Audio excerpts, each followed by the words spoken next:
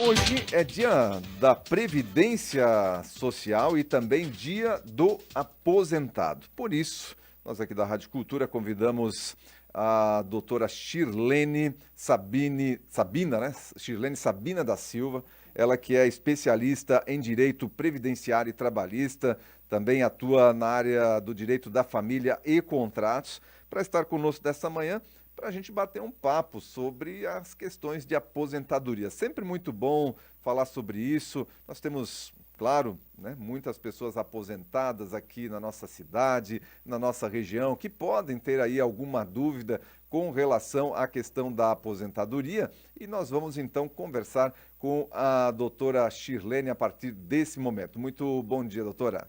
Bom dia a todos os ouvintes da Rádio Cultura. Muito obrigada pelo convite.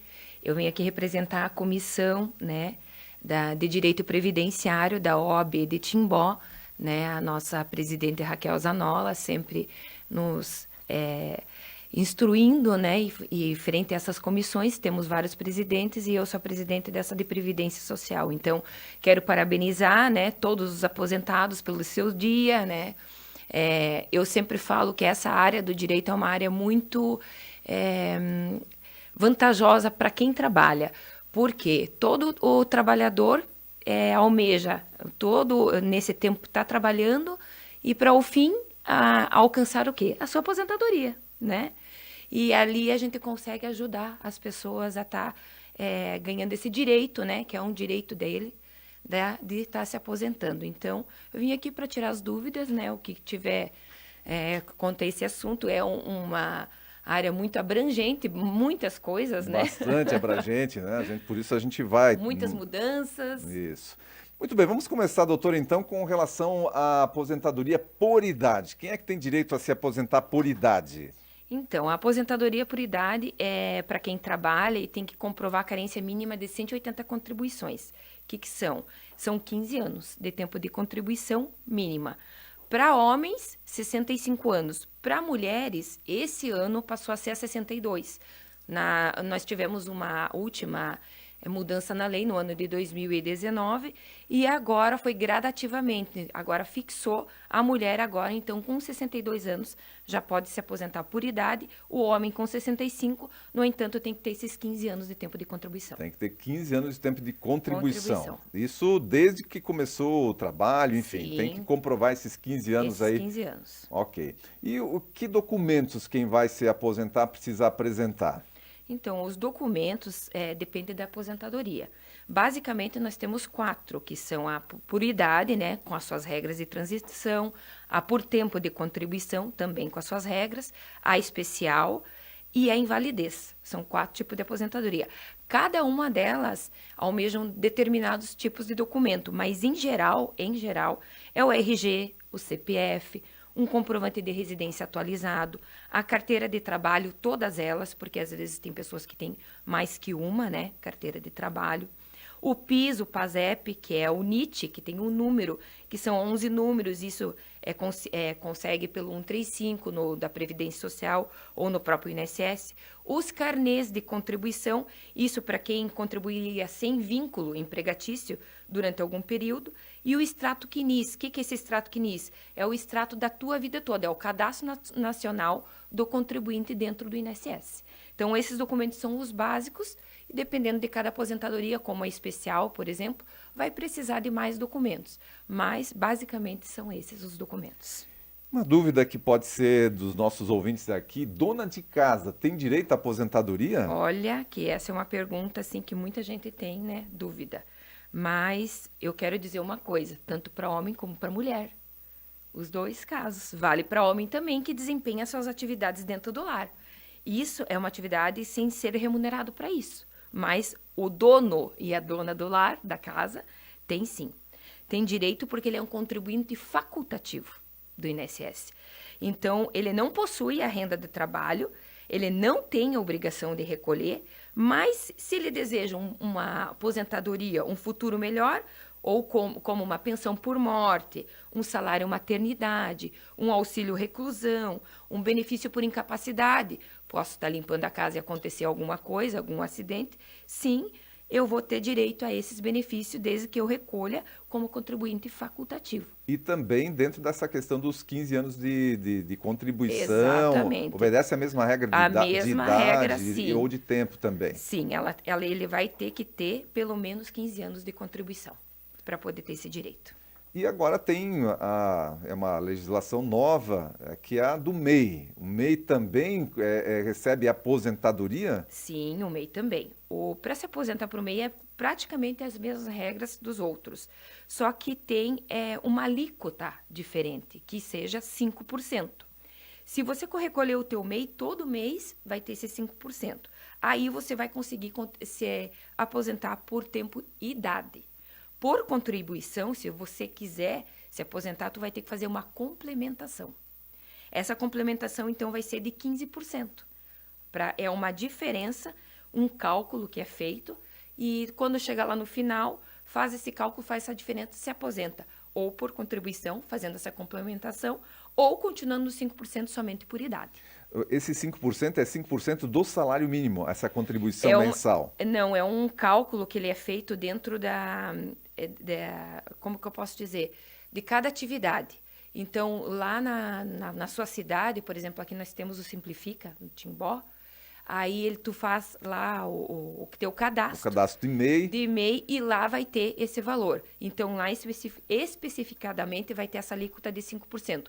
Não sei se precisar ser em cima do salário mínimo, mas o valor é bem ínfimo, bem tranquilo. Na faixa de R$60. Exatamente. Hoje, 60, 65. pagando essa mensalidade, mantendo em dia essa mensalidade, a pessoa tem direito a um salário mínimo de um salário mínimo por idade. Por idade. Por idade. Certo. Uhum. E a questão, então, das pessoas que querem complementar essa renda do MEI é possível, mas aí tem que fazer essa contribuição à parte. À parte, que é a complementação dos 15% para atingir os 20%. Que é o mínimo. Senão, as regras do MEI é a mesma coisa. Homem 65, mulher 62, 180 em meses de carência, ou seja, 15 anos, já consegue se aposentar por MEI. Lembrando que, depois da mudança da lei, 13 de novembro de 2019, quem começou a contribuir dali em diante, daquela data, serão 20 anos de contribuição. Tem esse adendo. 20 anos de contribuição. De contribuição para poder fazer a aposentadoria por idade por MEI. E a aposentadoria por tempo de contribuição? Agora, quais são as características e as regras básicas? Por tempo de contribuição, a gente acha até que muita gente já ouviu falar que essa aposentadoria acabou. Então, eu posso dizer que não é 100% verdade isso. Ela tem ainda umas regras de transição, né? Então, algumas pessoas, como eu falei, que atingiram essas regras em 13 de novembro de 2019, elas podem sim se aposentar por tempo de contribuição. Ela exige uma idade mínima, né? E ela tem um direito que a gente chama adquirido. É uma situação bem comum as pessoas alcançarem essa regra de contribuição, esse tempo, com essa regra antiga. Mas a melhor coisa que seria consultar um profissional da área para saber se tu está dentro da regra ou não. Porque é muito específico de cada pessoa, né? Até tem uma pessoa aqui que comentou aqui no nosso WhatsApp, olha, quem começou a contribuir em 88 não entra na regra velha, onde era 30 anos e 25 anos, quem já começou a contribuir em 88... Está pedindo aqui, entra na regra velha ainda, quem começou a contribuir em 88, sim, onde era 30 e 25 anos por tempo de serviço? Exatamente. Então, tem que procurar um profissional para a gente saber. Provavelmente que entra na regra velha, porque todos os que contribuíram antes desse 13 de novembro de 2019 têm essa regra de transição e a regra velha, que é o direito adquirido. Então... A gente precisa fazer um cálculo com o especialista para poder entender se realmente entra, porque daí a gente dá todos o planejamento.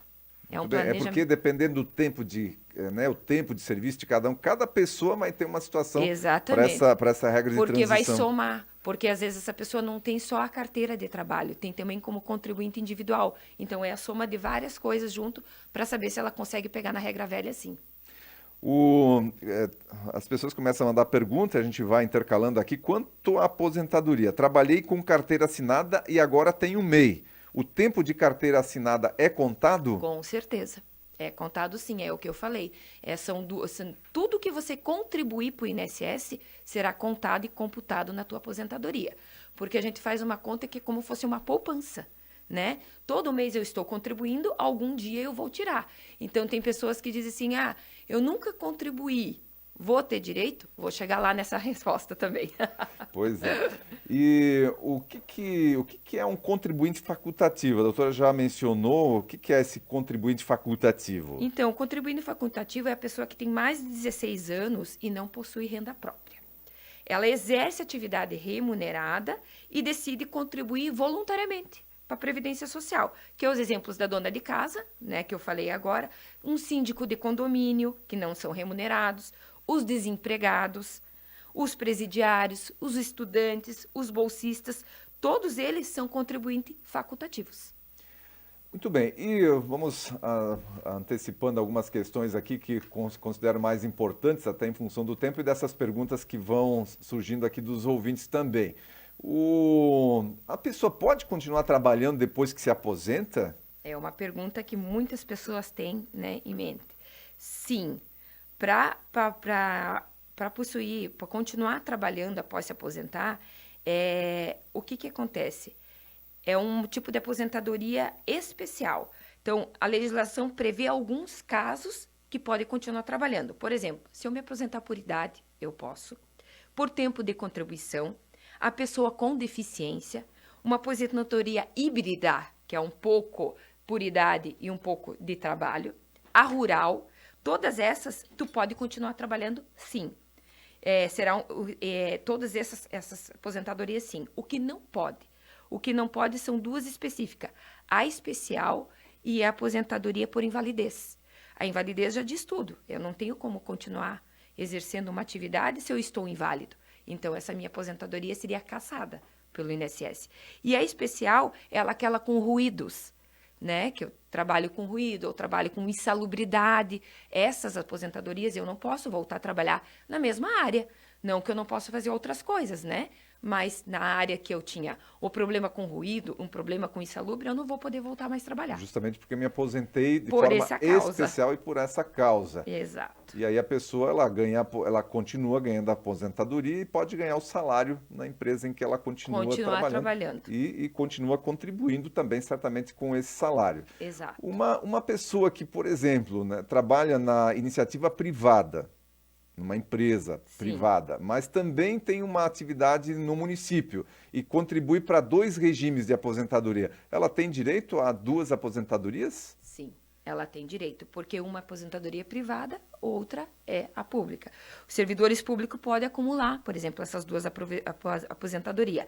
Claro que a reforma da Previdência trouxe várias mudanças, mas em específico sim, porque uma é o regime geral da Previdência Social e a outra é o regime próprio da Previdência Social. Então, é possível sim se aposentar com as duas, com 2 aposentadorias. Muito bem, ficou claro isso também.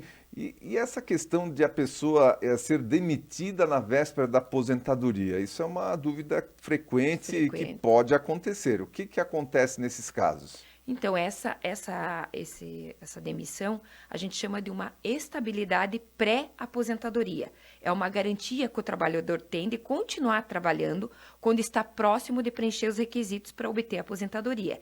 Então, ele está quase se aposentando, ele não pode ser demitido, até que alcance efetivamente o tempo exigido, né, pelo Instituto. Então, é essa estabilidade pré-aposentadoria. Assim, não está na lei, não está na CLT, não está na Constituição. Isso é um acordo entre empresas, sindicatos, para conseguir essa estabilidade pré-aposentadoria. Então, varia. Quando as pessoas pedem, então, assim, realmente vai de um bom senso e desse acordo junto com os sindicatos para que não haja essa demissão. Precisa verificar, então, na convenção coletiva lá do seu sindicato, da sua categoria, se isso está previsto lá ou não. Tem a Gislaine Odoris, está participando aqui da nossa live pelo Facebook, está pedindo o seguinte, qual o valor a pagar esse ano? Eu pago, pois não trabalho fora, ela não trabalha. É o facultativo, É o então. facultativo, então, para receber um salário mínimo, qual é o valor de contribuição? Vai depender, porque tem alíquota de 11% e tem alíquota de 20%. Vai ser com base no novo salário mínimo, que, se eu não me engano, ficou R$ 1.302, né? Então, vai ter que fazer o cálculo disso. O facultativo, 11% em cima do 1.302 ou 20%. Vai depender quanto que ela vai se enquadrar e querer se aposentar. Por causa do valor, ela vai ter que fazer esses dois cálculos que tem na própria página do INSS esse cálculo. Muito bem, respondida a pergunta aqui da nossa ouvinte, nós vamos dando sequência aqui nas perguntas para a doutora Shirlene. Muitas pessoas têm dúvidas sobre aumentar ou não. Isso eu já vi muitas pessoas. Olha, está faltando 5 anos para mim aí. Vale a pena eu pagar sobre 5 salários, sobre 7 salários, sobre o teto da aposentadoria? Vale a pena fazer isso? Isso vai gerar algum ganho adicional lá no final? Olha, muitas pessoas têm dúvidas sobre isso, mas esse é um erro. Prestes a se aposentar, praticamente não vai mudar nada, porque mudou muitas regras. As pessoas ficam até decepcionadas, mas elas acreditavam isso que era uma verdade, né? Acontecia no regime anterior. Acontecia no regime anterior, exatamente. Teve o caso até da minha própria família, minha própria mãe. Quando ela atingiu 60 anos, ela se aposentou por idade e nós conseguimos, só que ela estava na regra antiga. Nos últimos 10 anos dela, a gente fez uma contribuição a mais e conseguimos aposentar ela com mais do que um salário mínimo. No entanto, ela tinha na cabeça, nossa, eu recolho com base em cima de 5. Quando ela foi se aposentar, foi a maior decepção, porque ela disse, eu não recebo nem 2, ela faz a cálculo. Mas não é esse cálculo. Realmente, hoje, está cada vez mais complicado. Então, assim, 5 anos não vai mudar nada. Tinha que ser uma projeção bem maior, mais de 10 anos. E hoje em dia, com a mudança de lei, como eu disse, é ilusório. Tudo bem, então não vale a pena, tá dada a resposta aí. Uma pessoa que nunca fez qualquer recolhimento para o INSS, pode vir a se aposentar? Então, existe esse recolhimento, essa pessoa que não recolhe, sim. Também foi o meu primeiro caso com uma tia minha, que a gente chama do LOAS, que é o benefício de prestação continuada. Esse benefício existe que, na verdade, não é uma aposentadoria. Se trata de uma assistência social que o INSS tem para algumas determinadas pessoas que se enquadram nesse regime, que a gente chama.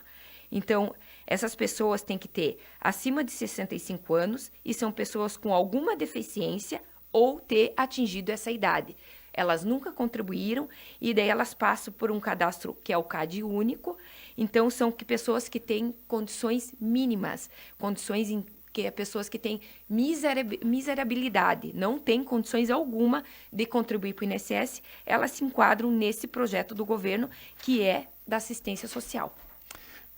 Doutora Shirlene, agora para a gente fechar nosso papo de hoje, que está muito bom, né? Muitas dúvidas sendo tiradas, mas a gente tem o nosso tempo, que passa rápido. Olha, como é que funciona quando o segurado morre? Né? Porque tem um segurado lá que estava recebendo um benefício, ele faleceu. E aí, como é que fica com o benefício que ele vinha recebendo? Então, a pensão por morte é uma substituição do valor que o falecido recebia de aposentadoria, mas não necessariamente será o mesmo valor que ele recebia. É um cálculo que o INSS faz, né, para quem? Para os dependentes, né? Então, faleceu, vai ter que pegar a certidão de óbito e se enquadrar dentro da classe de cada... a classe 1, por exemplo, os cônjuges e os companheiros, filhos menores de 21 anos ou inválidos, é a classe 1. Então, vem por eliminação. Não tem essas pessoas, vem para a classe 2, que é os pais do falecido. Não tem, a classe 3 é os irmãos menores de 21 anos ou irmãos inválidos. Então, acontecido isso, para ter acesso tem que comprovar o óbito, né? Demonstrar a qualidade do segurado do falecido na hora do falecimento, ou seja, está contribuindo para o INSS, senão não vai ter esse direito, e ser esse dependente, esse segurado do falecido. Cumprindo esses requisitos, ele pode entrar com um pedido junto ao INSS pedindo essa pensão por morte dessa pessoa. Eu passei por um caso desse, minha mãe faleceu aí há uns 4 meses, e aí a gente requisitou a pensão por morte para o pai, né? Ficou para o pai. Foi tudo feito lá no site do INSS, sem muita burocracia. Todas as cópias, documentos são enviadas ali pelo próprio site mesmo. Exatamente. E a mãe tinha lá em torno de R$ 1.900 de aposentadoria e o pai está recebendo agora R$ 1.200, que é um cálculo que fazem lá. Não é realmente o mesmo valor que o benefício vinha para, né, o beneficiário lá, que era no caso a mãe. Veio uma parte, 1.200, mas enfim. O pai Vem alguma coisa. Importante falar aqui que isso é um benefício da pensão por morte do falecido. A sua mãe, por exemplo, já recebia aposentadoria. Então, vai ter direito aos dois. As pessoas, às vezes, acham, eu não vou entrar com um pedido porque eu vou perder o meu benefício. Não. Um benefício é da pessoa morta e o outro é o seu. Exatamente. Meu pai continua ganhando a aposentadoria dele e a pensão por morte da mãe. E as pessoas têm muitas dúvidas em relação a isso, né? Eu vou perder a minha aposentadoria. Não, tu não vai perder. A tua aposentadoria é sua e a pensão por morte é do falecido. Olha, doutora Shirlene, eu quero agradecer a sua presença aqui nos estúdios da Rádio Cultura Timbó, agradecer a doutora Raquel Zanola também, que fez a ponte aí, a nossa presidente aqui. Ezequiel, vice também. Isso, que fez a ponte para que a doutora Shirlene pudesse estar aqui nesse Dia do Aposentado e Dia da Previdência Social, para falar sobre essas dúvidas que são comuns aí para quem tem aposentadoria, quem quer se aposentar, quem está pensando em se aposentar, quem já está olhando lá daqui a 5, 10, 15, 20 anos com relação à aposentadoria, se nada mudar, porque no Brasil a gente sabe, né? Muda muitas coisas. As coisas mudam A nossa rápido. última mudança é a revisão da vida toda, né? Rapidamente pincelando sobre isso, todos acham que tem esse direito, mas não. Tem que ver o benefício depois que contribuíram antes de 1994. E a revisão da vida toda também vale dizer que tem um prazo decadencial, que são de 10 anos. Então, de 1994, 99, quando houve a reforma, tem que ter esse lapso de decadência de 10 anos. Passou, não tem o direito a essa revisão da vida toda. Então, é importante procurar um especialista, porque está havendo muito golpes, pessoas ligando. Então, assim, não cai em golpe dando informações por telefone, é muito temerário, está acontecendo muito isso, é muito mais aconselhável que se procure um profissional pessoalmente, leve seus documentos, faça essa consulta para ver se tem direito a essa revisão da vida toda também. 8h44. Obrigado, doutora Shirlene, aqui no Repórter Cultura nessa manhã. Eu que agradeço. Obrigada.